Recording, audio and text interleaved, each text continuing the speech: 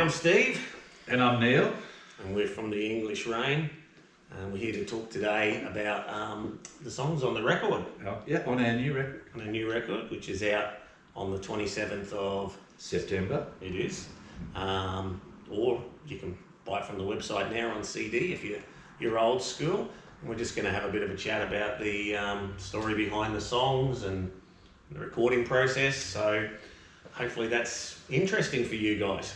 So we might as well start off with the first song on the record, which is My Town? Yeah. My Town.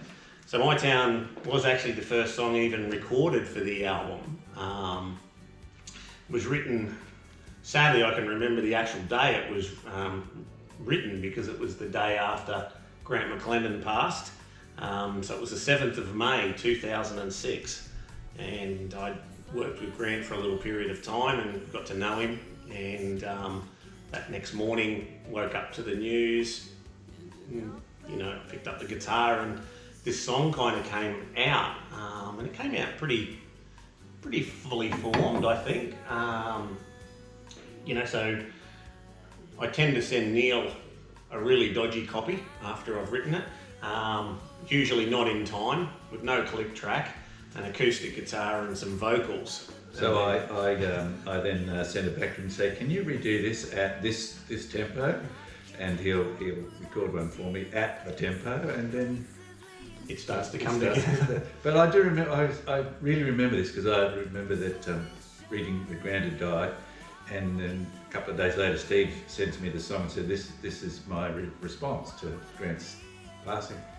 And it was just perfect, it kind of touched everything, the go-betweens, Brisbane, Stephen's feeling about the working and living in the valley, because I think were you still living there then? I just moved out. It wasn't long before, but I had lived a long time in the valley, so those places were, very, very special and very real to me. Yeah. I'd see them every day. So even in its raw state, it really kind of had that sense of Brisbane, the valley, the pop scene that exists or existed in the valley.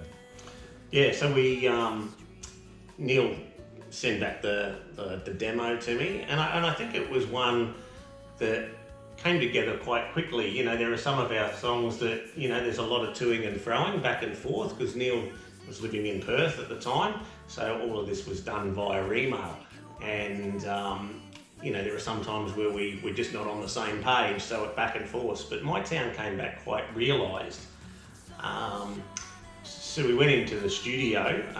Neil was still in Perth at the time, and so I went into the studio with Alistair and Carolyn, and most of the tracks actually stayed from the demo. Jason re-recorded the bass.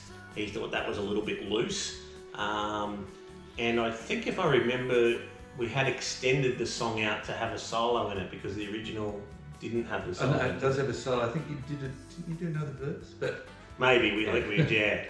And Jason would ask him if he'd do a solo, and the first thing he played, he said, "Just do you want it something like that?" And I was like, "No, I want it exactly like that." And of course, we weren't recording. Of course. So from there, Carol and I were trying to tell Jason what he'd play with. No, it goes diddly wah here and bitty bar here, and so we re-pieced it together, and that's how the final solo came together. And Jason actually mixed the track, I think later that night or the next day.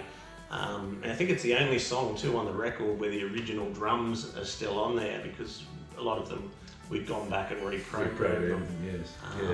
So I think it's just a MIDI kit, if I remember rightly. It is a MIDI kit. So that's the story behind the song and the recording. Alistair laid down some fantastic vocals for it, and it was quite quick too. It didn't take him very long. Did his own harmonies on it, then it became a single. It was, and Steve sent me through the mixed track before it came out, and it just sounded fantastic.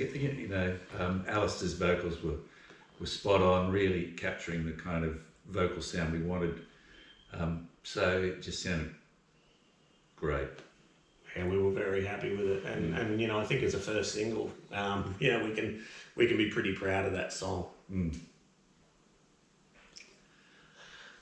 So the second song on the record, Baby Please. is Baby Please. I kind of remember the writing of this one fairly well, and there's kind of a nice connection that still flows through this album. So Tammy, who is on the single cover and the album cover and in the She's a Rainbow video, was my partner at the time.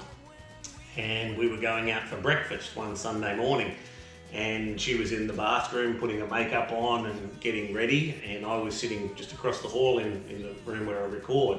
And I picked up the guitar and started, this song sort of came out. I think I'd been listening to a little bit of Ryan Adams that morning as well.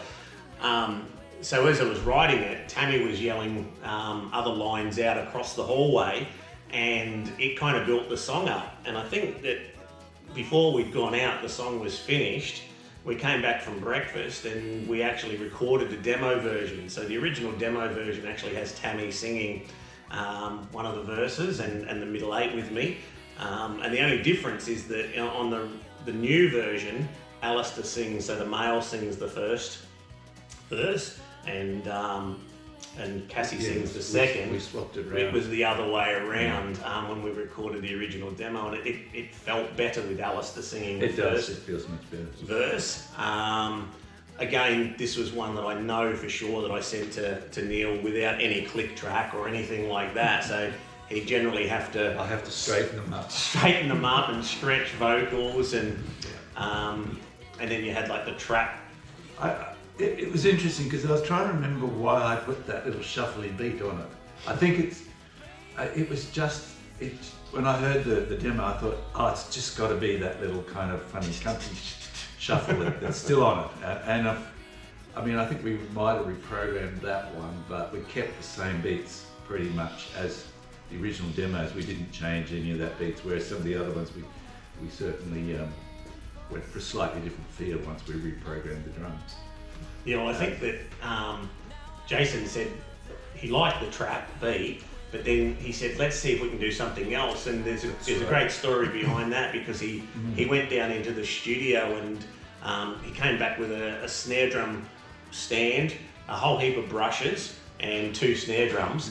And he was trying all different permutations of them with, snare drums sitting on the ground. And the final version was he had a snare drum stand with a snare drum on top of it and another snare drum on top of that. And as soon as he played it, it was obvious that was the sound that we were looking for. And we ended up keeping the original trap beat as well. So there's literally 2 drum tracks on there. That's right, yeah. We recorded one of the acoustic guitar tracks, I think. I redid my lead. It's exactly as it was on It is. the original demo. And I think it's such a good solo, because when I hear people sing along to that track, they actually sing the solo. I think that's always a testament to how good a solo is. Yeah. And Cassie, coming on board for that track as well was fantastic. Their voices went together really well. They blend really nicely on it, don't they? Yeah. Yeah. So and so Baby Please is looking like it'll be our 3rd single. We're looking forward to getting that out there.